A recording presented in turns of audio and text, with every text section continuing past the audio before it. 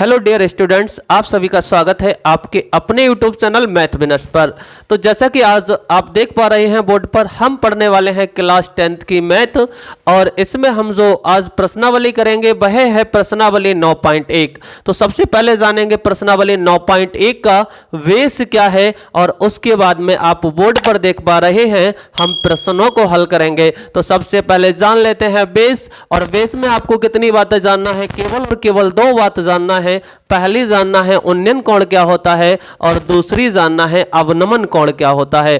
पहली जानना है उन्नयन कोण क्या होता है, दूसरी बात है कि अवनमन कोण क्या होता है। अगर आपको ये चीजें आ जाएगी तो ये चैप्टर आपका बहुत आसान बन जाएगा। तो समझ लेते हैं उन्नयन कोण क्या होता है। उन्नयन का मतलब होता है जब जो कोई वस्तु है जिसे हम देखना चाहते हैं वो हमारे नेत्र से ऊपर है, यानी नेत्र की ऊंचाई से अधिक ऊंचाई पर है, तो हमें नेत्र करना पड़ेगा ऊपर की ओर। क्या करना पड़ेगा?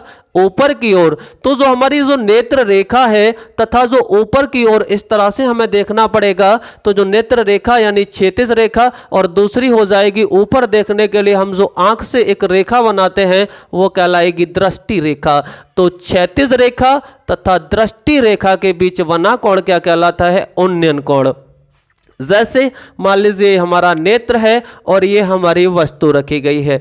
अब ये तो हो जाएगी क्षैतिज रेखा, ये तो हो जाएगी क्षैतिज रेखा, लेकिन हमें इस वस्तु को देखने पर आंख को इधर घुमाना पड़ा, अर्थात ये वाली जो रेखा है वो हो गई दृष्टि रेखा। तो दृष्टि रेखा और क्षैतिज रेखा के जो बीच में कोण बना, जो झुकाव है, वही क्या है? उन्नयन कोण है। उम्मीद है समझ में आ गया होगा। अगली बात है अवनमन कोण। अब जरूरी थोड़ा ही है कि हर बार नेत्र नीचे हो और वस्तु ऊपर हो। कभी तो ऐसा होगा कि हम छत पर खड़े हो गए और वस्तु नीचे पड़ी है, तो हमारा नेत्र ऊपर होगा और वस्तु कहां होगी? नीचे होगी। तब हम ऊपर से नीचे देखेंगे, और ऊपर से नीचे देखने पर जो कोण बनेगा ना, उसे कहेंगे अवनमन कोण। क्या कहेंगे? अवनमन कोण। तो जैसे मान लीजिए हम यहां पर खड़े थे तो हमारा नेत्र ये था, और नेत्र से जो सीधी रेखा बनी वो क्षैतिज रेखा थी, तथा वस्तु यहां पर थी। अब इस वस्तु को देखने के लिए हमें नेत्र को नीचे की ओर मोड़ना पड़ा, नेत्र को नीचे की ओर मोड़ना पड़ा, अर्थात जो नेत्र रेखा और क्षैतिज रेखा के बीच ये बना कोण है, ये क्या होगा? आपका अवनमन कोण होगा। अब थोड़ा सा यहां पर और समझने वाली एक छोटी सी बात है। आपने ये ट्रायंगल में पढ़ा होगा, ट्रायंगल में रेखा तथा लाइन में भी 9th में पढ़ा होगा। क्या? अगर ये हमारे पास दो रेखाएं समांतर हैं, कैसी हैं? दो रेखाएं समांतर हैं, ये मान लीजिए दोनों आपस में कैसे हैं? पैरेलल हैं। तो और एक तिर्यक लाइन है जो इन्हें इस तरह से कट करती है, तो सदैव ही अंतः एकांतर कोण, ये वाले जो कोण होते हैं अंतः एकांतर कोण, अंदर स्थित हो तथा तिरछे हो, अंदर स्थित हो तथा तिरछे, जिन्हें अंतः एकांतर कोण कहते हैं, वो कैसे होते हैं? बराबर होते हैं। तो मुझे बताइए, ये दोनों रेखाएं अगर समांतर हैं, ये दोनों रेखाएं अगर समांतर हैं, तो ये वाला कोण इसके लिए क्या कहलाएगा? अंतः एकांतर कोण। इसलिए मैंने यहां पर लगा दिया है क्या? ये कोण बराबर होगा किस कोण के? इस कोण के। जितना कोण ये होगा उतना ही कोण ये होगा। उम्मीद करते हैं आपको बेस समझ में आ गया होगा। अगर बेस समझ में आ गया तो अब चलते हैं अपने प्रश्न पर। प्रश्न क्या है समझिए जरा। तो प्रश्न हमें दिया है, सर्कस का एक कलाकार एक 20 मीटर लंबी डोरी पर चढ़ रहा है जो अच्छी तरह से तनी हुई है और भूमि पर सीधे लगे खंबे के शिखर से बंधा हुआ है। यदि भूमि स्तर के साथ डोर द्वारा बनाया गया कोण 30 डिग्री हो तो खंबे की ऊंचाई ज्ञात कीजिए। किसकी ऊंचाई? खंबे की ऊंचाई ज्ञात कीजिए।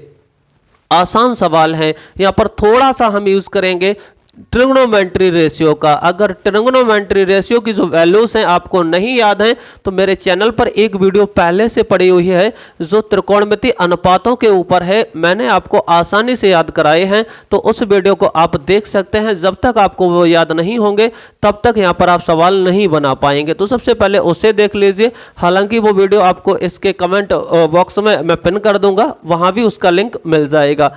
तो तो करते हैं। सबसे पहले क्या दिया था आपको, दिया था एक सर्कस, एक कलाकार है, सर्कस का कलाकार है, 20 मीटर लंबी डोर। तो ये चित्र दिया भी है इस प्रश्न के लिए। ये मान लीजिए यहाँ से जो सी पॉइंट है, एसी क्या है, एक डोर है, एसी क्या है, एक डोर है, 20 मीटर लंबी है। और हमारा जो एवी है वो क्या है, एक पोल है, एक खंबा है। इसकी ऊंचाई हमसे पूछी गई है तथा हमसे कहा गया है कि इस डोरी तथा इस क्षैतिज रेखा के बीच का कोण कितना है, 30 डिग्री है। कितना है, 30 डिग्री। और हमें निकालना क्या है, एवी। तो थोड़ी सी यहाँ पर लैंग्वेज लिखकर ही हम सवाल को सॉल्व करेंगे, बिना भाषा लिखे सवाल सॉल्व नहीं करेंगे, क्योंकि बिना भाषा के बोर्ड में पूरे नंबर नहीं मिलते। तो लिख लेते हैं जो दिया है। सबसे पहले हमें दिया क्या गया है, तो हमें दिया है वो हम लिख देते हैं। क्या दिया है कि एवी एक खंबा है, एवी एक खंबा है, या फिर ऐसे लिख लीजिए ट्राइंगल एबीसी, समकोण त्रिभुज एबीसी में, समकोण त्रिभुज एबीसी में एवी एक खंबा है, एवी एक खंबा है तथा एसी तनी हुई डोरी है। कैसी है, तनी हुई डोरी है, तनी हुई डोरी है।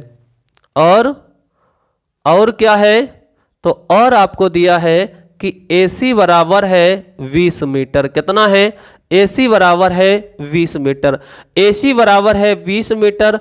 और कोण कौन सा, ACV। कोण लिखना आपको आता होगा, आपने अगर त्रिभुज पढ़ रखा है तो। कोण ACV बराबर कितना है, 30 डिग्री। कितना है, 30 डिग्री। अगर कोण ACV 30 डिग्री दिया है, कितना दिया है, 30 डिग्री।